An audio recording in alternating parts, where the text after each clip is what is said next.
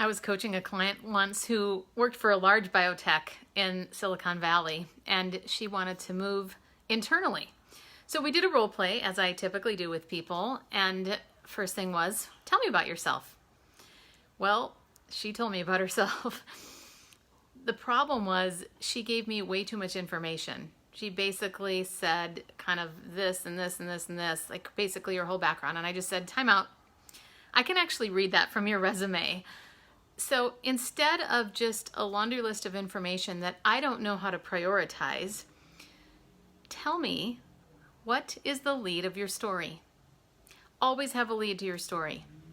So if she had instead said, before she answered that, tell me about yourself, the number one thing that you need to know about me, for example, is research is at the core of everything that I do.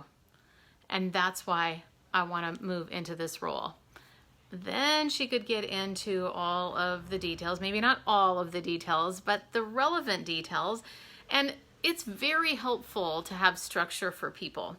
Instead of, for example, if I'm a hiring manager, having to weed through and filter through all of what she's sharing with me, kind of like a data dump of information, make it easier for me and just simply say, maybe the lead, the research is the lead, and then here's 3 things that roll up to that could be helpful.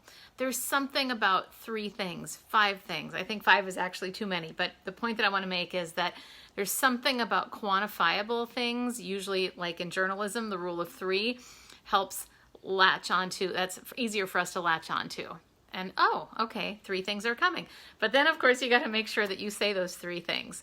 So those are some tips. Again, think about this, whether it's an interview, whether it is for anything, a meeting, anything that you want to deliver in a communication setting, which is pretty much anytime you open up your mouth, you want to be thinking about what is the lead of your story, make it easy for your audience, and that will also make you look more credible, focused, and essentially more influential.